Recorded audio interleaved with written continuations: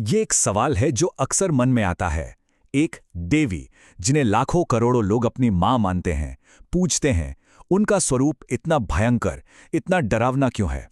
तो आज हम हिंदू धर्म की सबसे शक्तिशाली और शायद सबसे ज्यादा मिसअंडरस्टूड देवियों में से एक मां काली के इसी रहस्य को समझने की कोशिश करेंगे। और यही यही तो देवी काली का सबसे बड़ा रहस्य है।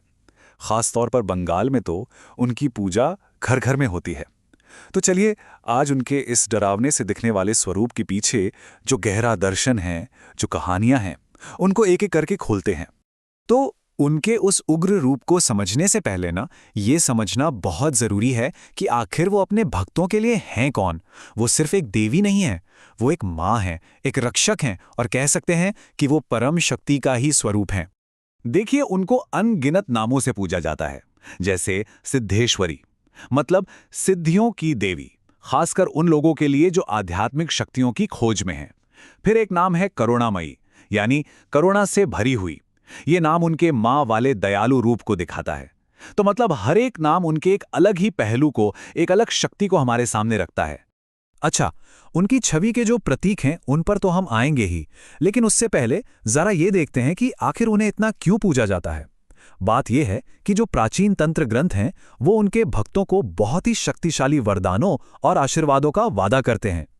और हाँ, ये सिर्फ कोई दुनियावी धन दौलत या शोहरत की बात नहीं है, नहीं, ये तो भक्त के अंदर एक पूरे ट्रांसफॉर्मेशन की बात है।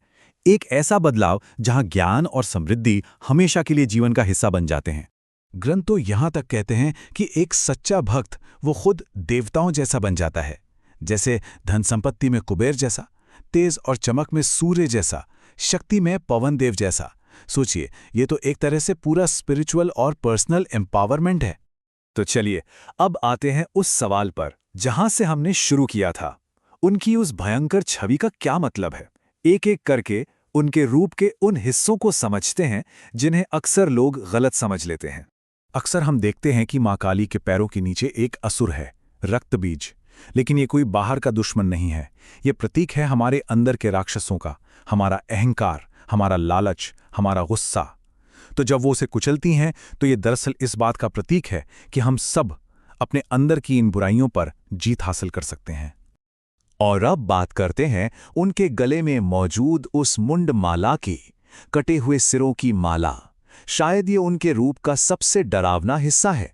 आखिर इसका क्या मतलब हो सकता है? इसका राज इस एक संख्या में छिपा है। ये जो 50 सिर हैं, ये असल में संस्कृत वर्णमाला के 50 अक्षरों के प्रतीक हैं। और ये 50 अक्षर मिलकर पूरी सृष्टि, पूरी भाषा और सारे ज्ञान को रिप्रेजेंट करते हैं। तो ये माला पहनकर मां काली ये दिखाती हैं कि वो इन सब नामों और रूपों से परे हैं, वही अंतिम सत्य हैं। और उनके पास अपने भक्तों को इस दुनिया के मोह से आजाद करने की शक्ति है। लेकिन एक और दिलचस्प बात है, बंगाल में आज मां काली का जो रूप पूजा जाता है ना, उसकी एक बहुत ही खूबसूरत और कह सकते हैं कि एक मानवीय कहानी भी है। ये कहानी बताती है कि कैसे एक संत के देखे हुए एक सपने ने, एक दर्शन ने देवी के इस रूप को जन्म दिया। कहानी है 16वीं सदी के एक संत कृष्णानंद आगम वागीश की। उन्होंने देवी के असली रूप का दर्शन पाने के लिए बहुत तपस्या की। एक रात सपने में उन्हें आदेश मिला कि अगली सुबह वो जिस पहली स्त्री को देखेंगे उसी के रूप में देवी की मूर्ति बनाकर पूजा करें। और सुबह सुबह उन्होंने एक सांवली सी गांव की महिला को देखा जो उन्हें देखकर शर्म से अपनी जीभ बाहर निकाल लेती है। बस उसी एक साधारण से पल में संत को मां के दिव्य रूप का दर्शन हो गया। यही वो दिव्य आदेश था, सुबह तुम जिस पहले रूप को देखोगे उसी की तरह मेरी मूर्ति बनाकर उसकी पूजा करना। सोचिए कितना गहरा संदेश है इसमें। ये हमें याद दिलाता है कि दिव्यता, ईश्वर कहीं दूर नहीं, वो हमारे आसपास बहुत ही साधारण चीजों में भी मिल सकता है। तो सवाल ये उठता है कि इस प्राचीन कहानी का, इन सारे गहरे प्रतीकों का आज के समय में क्या मतलब है, खास तौर पर इस युग में जिसे कलयुग कहते हैं, यानी काली का युग। हमारे आज के जीवन से इसका क्या लेना देना है?